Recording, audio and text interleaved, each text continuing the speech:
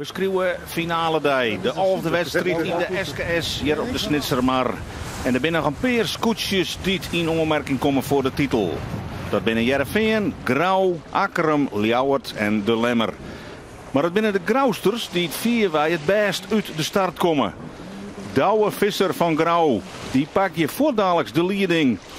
En dan ben er ook al een aantal kandidaten boeten beeld. Want Akkerum op 8, Ljouwert op 11, De Lemmer op 12. Die kunnen we troscrossen. Maar waar blijft het Jereveen? Want het Jereveen, die begint die dag wel als leider. Grauw zit op rozen, direct al op kop in de eerste slag. Maar waar blijft de concurrentie? Is het God groot genoeg? Kan Jereveen nog dichterbij komen? Het zou net de eerste keer wezen, dus juich niet te vroeg. Hey, de hele mannen die had ik een hele beste dag, want die wit Grauw in te heljen. De hele mannen nou op 1, Grauw op 2 en dan valt er even een godje voordat we Jereveen vinden. En het god is dusdanig groot dat bij deze staan Grauw de kampioen wordt. Maar gelukkig is er nog van alles mogelijk, ook in de roemerakken. We zullen aan de rechterkant Grauw zielen, helemaal links in beeld uit Jereveen en daar nog 2 scootjes tussen. Ja, 2 scootjes ertussen, dat is precies genoeg voor Grauw om kampioen te worden. Jereveen mat vooruit. Die matten dichter bij Grauw komen. En helemaal jelwijs die wedstrijd lijkt het erop dat het god te groot wordt. Dat Jereveen je beliers jamat. Helemaal op 1, Grauw op 2, daartussen zit nog Drachten en dan pas Jereveen. Jereveen moet in elk geval nog 1 plakje opscoren om deze man van het scootje van Grauw bang te maken. Het zal een bizarre finale worden. Want het is dus in theorie mogelijk dat er 2 scootjes met exact likkevolle punten eindigen. En dan is beslissend waar in de laatste wedstrijd jeder over de finish komt. De wedstrijd wordt spannender en spannender. Jereveen valt aan. Ja, ze matten een orenslag kiezen als die scootjes voor u. Want waar zit er nog wat in de drak? Nou, er zit zeker nog wat in de drak. Daar komt Jereveen aan. Mooi op hichten. En wat gebeurt je? De hele mannen zakken het helemaal voort. Daar is Grauw. En daar weer vlak achter Drachten. En dan wordt het dus weer puzzelje.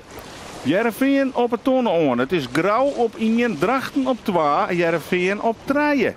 Ja, bij deze staan is het exact gelijk. En betekent dus dat Grauw wint.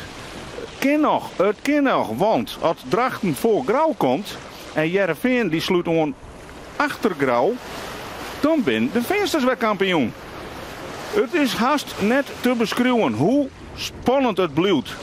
Grauw, Jereveen, Drachten. De volgorde bepaalt waar het kampioen wordt.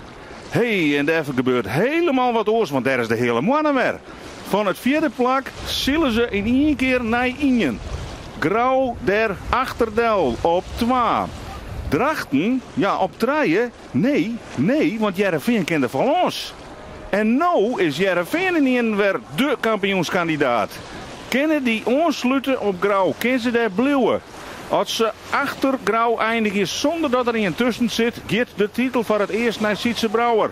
Jongens, vooruitgaan, zielen, we moeten hierbij blijven. Jereveen, Grauw, de hele mannen. Ja, op deze manier gaat de titel naar het vingen. De finish erin, we beginnen op naar het laatste rak. Grauw, ja die mat nou nadenken, hoe zal ik dit eens aanpakken? De hele mannen blijft op 1 lezen. Dat is geen bezwier voor Jereveen vanzelfs. Maar Grauw had ze leven ervoor. Ze lieten ze rennen. Ze moeten haar concentreren op wat er achter haar bad. En dus kan Klaas Westerdijk op naar zijn eerste dijprijs. Hij mij hier winnen op de Snitsermar. Maar Grauw moet puzzelen. Want er zijn nog 2 scootjes vlak achter hun. Het Jereveen en Drachten. Deze man, die pakken de laatste wedstrijd. Die winnen hier op de Snitsermar. Maar ja, die doen het maar voor de titel. Die strijd die leidt hier achter. En Grauw moet nou heel goed nadenken. Want zoals ze nou lezen, is Jereveen spekkeper. Drachten, die zal hier een heel beslissende rol spelen matten op de finish. Grauw moet 2e worden. Drachten mag geen 4e worden. Moet dus tussen Grauw en Jereveen uitkomen. En hoe krijg je het voor maar? Het is precies goed uitrekenen, want daar is het schot voor Grauw. En daar komt het schot voor Drachten. En vlak daarachter het Heerenveen. Het ongelooflijke gebeurt. Grauw pakt de titel op de finish in een peertellen. Heerenveen scoort liegevolle punten als Grauw. Maar omdat ze hier vierde worden, zakjes naar het tweede plak. En ben je dan kampioen? Het is onvoorstelbaar. De 5e titel van dit scootje. En dan kun je wel routine wijzen, maar dan ben je heel blij. En zacht jost het eruit dat je krijgt net winnen. Heerenveen 2 achter Grauw.